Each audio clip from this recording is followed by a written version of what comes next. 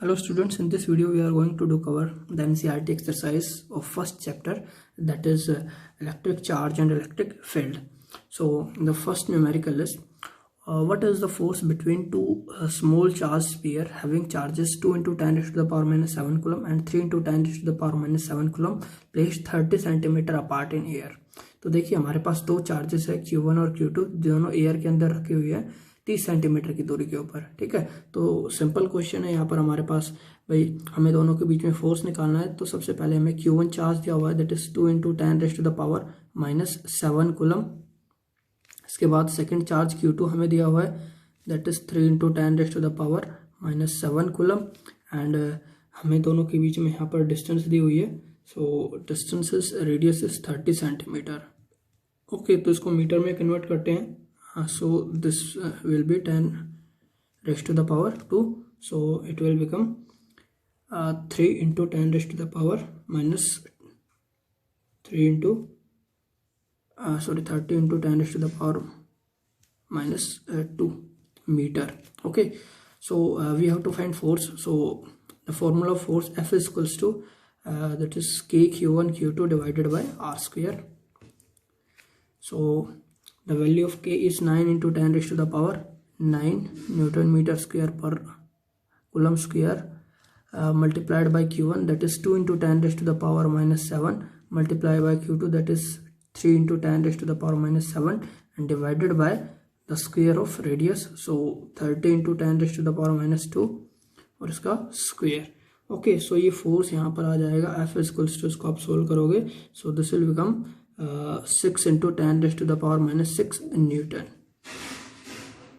Okay, so move forward to the next numerical, that is the electrostatic force on a small sphere of charge 0.4 microcoulomb due to another small sphere of charge minus 0.8 microcoulomb in air is 0.2 Newton।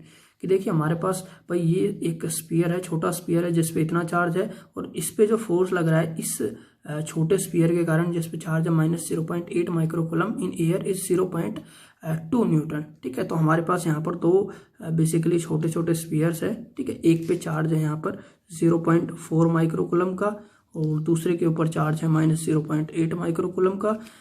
तो यहाँ पर इन दोनों charges, भाई ये जो charges है इस पे जो फोर्स लगा रहा है, ठीक है, वो यहाँ पर ये चार्जेस इस पे जो फोर्स लगा रहा है वो 0.2 न्यूटन का फोर्स लगा रहा है। ठीक है, तो यहाँ पर आपको बताना है what is the distance between the two sphere. तो इनके बीच की जो डिस्टेंस है ये आपको कैलकुलेट करनी है, दैट इज आर आपको कैलकुलेट करना है। And what is the force on second sphere due to first, तो इस स्पीयर पे कौन सा कितना फोर्स लगेगा फर्स्ट के कारण। ओके, सो देखिए इसको फाइंड आउट करते हैं। तो सबसे पहले हमारे पास Q1 दिया हुआ है, Q1 equals to 0.4 microcoulomb, that is 0.4 into 10 raised to the power minus 6 coulomb. Okay, and the second charge is Q2 is minus 0.8 microcoulomb, that is minus 0.8 into 10 raised to the power minus 6 coulomb. And the force between them F is equals to consider this is charge Q1 and this is charge Q2, so force on 1 due to F12 is equals to कितना हो जाएगा, यहाँ पर इस force को हम F12 मान लेते हैं। ठीक है, जो इस पे लग रहा है ये वाला F12 फोर्स मान लेते हैं और जो इस पे लगेगा वो हो जाएगा F21। Okay, so F12 force का मैग्नीट्यूड दिया हुआ है 0.2 newton. Okay, and we have to calculate R, so the formula is F12 force का फॉर्मूला होता है K Q1 Q2 divided by R square. So from here R square is equals to K Q1 Q2 divided by F12। Okay, so R is equals to under root of K Q1 Q2 divided by F12. Okay, and now we will put the value of K. So the value of K is 9 into 10 raised to the power 9 multiplied by Q1।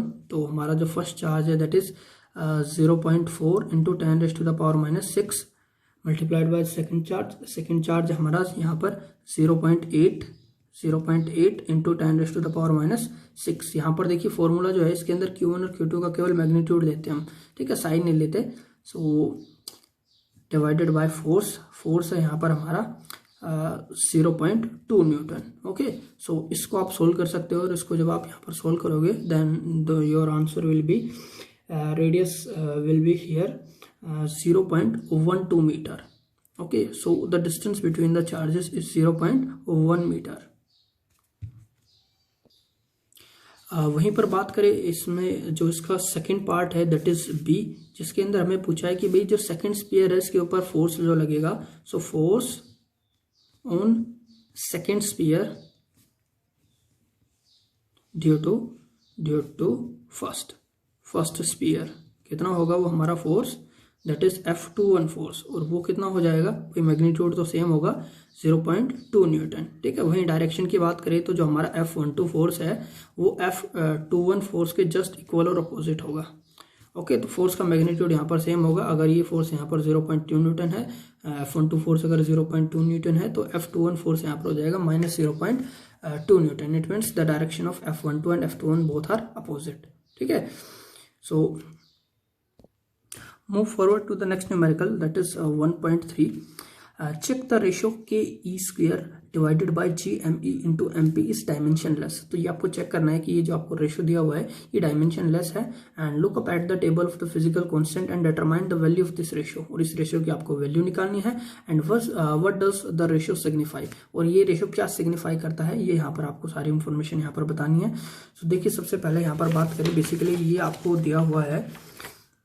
सो के जो E square है ये आपको पता है कि भाई जो इलेक्ट्रोस्टैटिक फोर्स होगा, ठीक है, अगर दो इलेक्ट्रॉन के बीच में हम निकालना चाहेंगे तो फॉर्मूला होगा K e into e divided by are square. ठीक है भाई, ये एक इलेक्ट्रॉन है, ये एक इलेक्ट्रॉन है, दोनों के बीच में रेडियस आर है, तो इस केस में इनके बीच में फोर्स कितना हो जाएगा, K e into e Q1 Q2 divided by are square. वहीं पर अगर बात करें, ये तो इलेक्ट्रोस्टैटिक फोर्स हो गया। अगर बात करें हम ग्रेविटेशनल फोर्स, तो ग्रेविटेशनल फोर्स यहाँ पर हो जाएगा G mass of electron, mass of electron, and ये यहाँ पर एक जो है इलेक्ट्रॉन नहीं है, प्रोटॉन है। ठीक है, so mass of proton divided by are square. तो इलेक्ट्रॉन है, प्रोटॉन है, ठीक है, दोनों का जो चार्ज है वो तो दोनों पे सेम होगा, ई ही होगा। ठीक है, तो यहाँ पर अगर इन दोनों को अगर हम डिवाइड करें तो यहाँ से हमें मिलता है F e divided by F g is equals to k e square divided by G m e into m p. तो मतलब क्या है कि ये आपको रेशियो दिया हुआ है इलेक्ट्रोस्टैटिक फोर्स का एंड ग्रेविटेशनल फोर्स का, दोनों का रेशियो दिया हुआ है। ठीक है, तो आपको यहाँ पर दोनों की डायमेंशन निकालनी है। तो देखिए डायमेंशन निकालते हैं। सो सबसे पहले यहाँ पर हमारे पास जो रेशियो दिया हुआ है वो है k e square divided by G m e into m p. Okay, अब देखिए यहाँ पर हम इसका डायमेंशन फॉर्मूला निकालते हैं। तो भाई हम यहाँ पर इनकी यूनिट पुट कर देते हैं। सो जो के है dielectric constant, electrostatic force constant, इसकी यूनिट होती है न्यूटन मीटर स्क्वायर कूलम -2। ठीक है, वहीं पर बात करें जो ई है ये बेसिकली है इलेक्ट्रॉन। ठीक है, तो इलेक्ट्रॉन भाई यहाँ पर ये हमारा चार्ज है, चार्ज इलेक्ट्रॉन पे जो चार्ज है वो है, तो चार्ज की यूनिट यहाँ पर होती है कूलम। तो यहाँ पर चार्ज की यूनिट कूलम, इसका स्क्वायर हो जाएगा coulomb square divided by G universal gravitational constant, इसकी वैल्यू यहाँ पर होती है न्यूटन मीटर स्क्वायर पर KG square. So KG -2 multiply by mass of electron and mass of proton, so that is KG square. ठीक है, इलेक्ट्रॉन का मास और प्रोटॉन का मास तो कितना हो जाएगा, केजी इंटू केजी स्क्वायर। और यहाँ पर ये जो टर्म है C-2 से C square cancel, newton metre square से न्यूटन मीटर स्क्वायर, केजी -2 से केजी स्क्वायर कैंसिल, तो ये आ जाएगा यहाँ पर आपको 1 डिवाइडेड बाय 1। ठीक है, इसका मतलब क्या है कि इसकी कोई डायमेंशन नहीं है और इसका डायमेंशन फॉर्मूला कितना हो जाएगा M0 L0 T0। ठीक है, सो इसका मतलब क्या है that the ratio is unitless and dimensionless. तो ये यूनिटलेस है और साथ में डायमेंशनलेस भी है। अब इसमें आपको और क्या करना है, आपको यहाँ पर देखिए determine the value of this ratio, इस रेशियो की वैल्यू भी डिटरमाइन करनी है। तो इसकी वैल्यू भी डिटरमाइन करते हैं। So k e square divided by G m e into m p. तो सबसे पहले के है हमारे इलेक्ट्रोस्टैटिक फोर्स कांस्टेंट, तो ये बेसिकली होता है 9 × 10⁹ multiply by e is the charge on electron और charge on proton. So both charges are 1.6 × 10⁻⁻19 multiply by 1.6 × 10⁻⁻19। Okay, so e into e square divided by G. तो जी की यहाँ पर हमारे पास वैल्यू होती है 6.67 इंटू 10⁻⁻11 न्यूटन मीटर स्क्वायर पर KG square into ME mass of electron. Electron का मास होता है 9.1 into 10⁻⁻31 kg into mass of proton. Proton का मास होता है 1.6 इंटू 10⁻27 kgs। ओके, और जब आप इस रेशियो को सोल्व करोगे तो आपको यहाँ पर ये जो वैल्यू मिलेगी that will be 2.29 into 10⁻39। Okay, ये यहाँ पर आपको वैल्यू मिलेगी और कोई यूनिट नहीं होगी क्योंकि यूनिटलेस है। अब बताना है नेक्स्ट में कि what does this ratio signify. ठीक है, तो ये कि आपको क्या सिग्निफाई करता है, तो यहाँ पर हम लिखेंगे that this ratio give us information about ratio about ratio of electrostatic force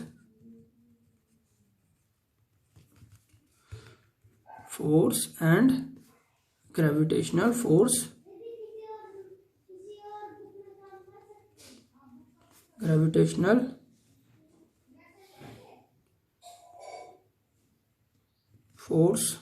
between an electron and proton. ठीक है भाई, तो एक इलेक्ट्रॉन और प्रोटॉन के बीच में ये हमें रेशियो की इंफॉर्मेशन देता है। So the next question is 1.4 explain the meaning of the statement that electric charge on a body is quantized. भाई यहाँ पर आपको बताना है कि स्टेटमेंट का मतलब है कि जो इलेक्ट्रिक चार्ज होता है एक बॉडी के ऊपर वो कैसा होता है, क्वांटाइज होता है। ठीक है, सो इसका मतलब क्या होता है, this statement meaning that charge on a body is integer multiple of charge on an electron. कि किसी भी बॉडी के ऊपर जो चार्ज होगा वो कितना होगा, वो बेसिकली इंटीजर मल्टीपल होगा charge on an electron and proton. मतलब कोई भी हमारे पास एक बॉडी है उसके ऊपर जो चार्ज होगा तो भाई या तो वो जो है वो NE की फॉर्म में होगा।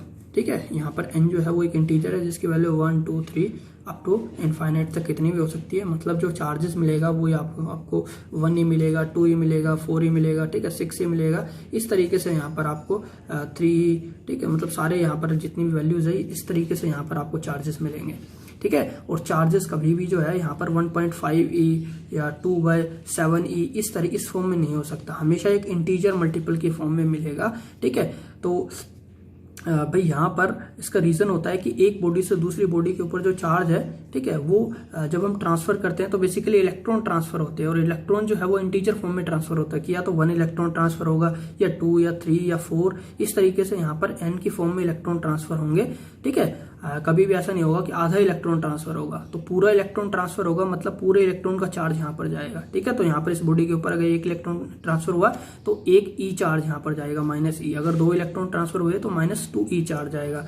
अगर 3 इलेक्ट्रॉन ट्रांसफर हुए तो -3e चार्ज जाएगा। वहीं पर जिस बॉडी से इलेक्ट्रॉन निकलेंगे उस बॉडी के ऊपर e 2e 3e इस तरीके से पॉजिटिव चार्ज आता जाएगा। ठीक है, तो चार्ज जो है आपको हमेशा इसी फॉर्म में मिलेगा।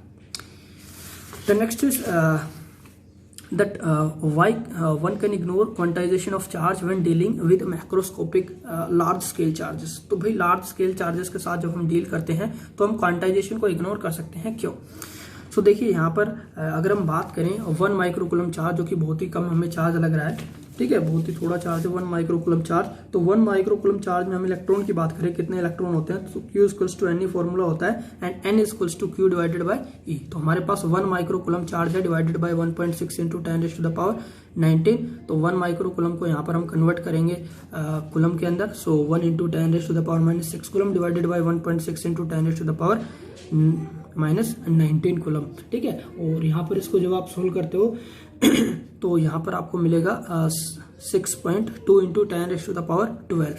ठीक है, तो इसका मतलब क्या होता है कि बेसिकली यहाँ पर जो नंबर ऑफ इलेक्ट्रॉन्स होते हैं 1 माइक्रोकूलम के अंदर वो इतने सारे इलेक्ट्रॉन होते हैं 10⁻12।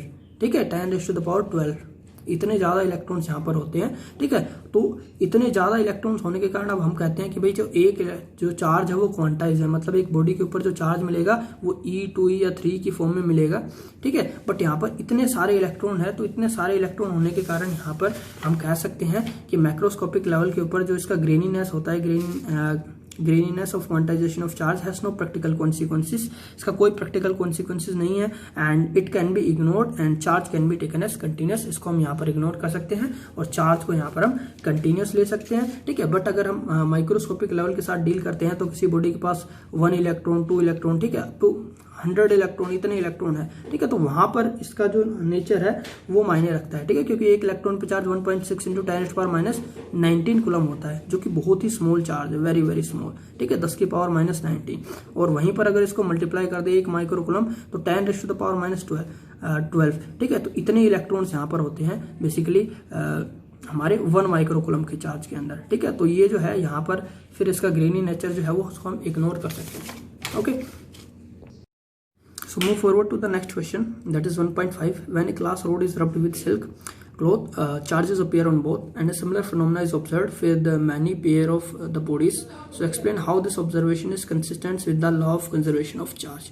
तो यहाँ पर देखिए, जब हम बेसिकली रब करते हैं एक ग्लास रोड को सिल्क रोड के साथ, तो क्या होता है, यहाँ पर जो चार्जेस है वो बेसिकली दोनों के ऊपर आता है, और इस तरीके से हर बॉडी के केस में ये होता है, ठीक है। तो यहाँ पर भाई ऐसा क्यों होता है, और ये लॉ ऑफ कंजर्वेशन के अकॉर्डिंग ये वैलिड किस तरह से है, तो ये हमको यहाँ पर बताना है। तो देखिए भाई, सपोज हम यहाँ पर एक ग्लास रोड है ये हमारे पास, और इस ग्लास रोड को हम रब करते हैं इस सिल्क के क्लॉथ के साथ, ठीक है। तो जैसे ही हम इसको रब करेंगे तो क्या होगा, ग्लास रोड से कुछ इलेक्ट्रॉन निकलेंगे और सिल्क के अंदर यहाँ पर एंटर करेंगे। तो सपोज यहाँ पर ग्लास रोड से 5 इलेक्ट्रॉन निकले, तो यहाँ पर कितना चार्ज आ जाएगा, 5 पॉजिटिव चार्ज आ जाएगा, ठीक है। इसके पास 5 ई चार्ज आ जाएगा, +5 ई। वहीं पर जो सिल्क रोड है उसमें 5 इलेक्ट्रॉन यहाँ पर जो है उसमें 5 इलेक्ट्रॉन यहाँ पर एंटर कर जाएंगे। सो सिल्क रोड के अंदर 1 2 3 4 5 यहाँ पर 5 इलेक्ट्रॉन एंटर कर गए, तो इस पर -5 ई चार्ज आ गया। वही बात करें नेट चार्ज की, तो नेट चार्ज कितना हो जाएगा, +5 ई -5 ई, सो दैट इज 0। इसका मतलब हमारा नेट चार्ज कितना है, 0 है। मतलब बिफोर रबिंग हमारा नेट चार्ज कितना था, 0 था, और आफ्टर रबिंग भी नेट चार्ज कितना है, 0 है। इसका मतलब क्या है, कोई चार्ज क्रिएट नहीं हुआ है, कोई चार्ज डिस्ट्रॉय नहीं हुआ है, ठीक है। तो इस स्टेटमेंट का ये भी मतलब है कि चार्ज को हम क्रिएट कर सकते हैं, डिस्ट्रॉय कर सकते हैं, but only in equal and unlike pairs, ठीक है, कि हम इक्वल अमाउंट में और अनलाइक बिल्कुल अपोजिट नेचर के चार्ज को हम प्रोड्यूस करा सकते हैं, बट नेट चार्ज जो होता है वो हमेशा यहाँ पर कंजर्व होता है, ओके।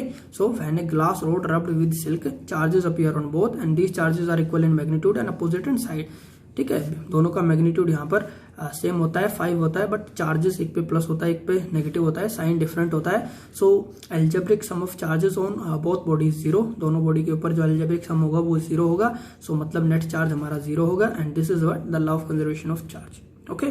सो ये था हमारा law of conservation of charge, और ये इसका valid proof, okay. So that is for today, and thank you for watching this video.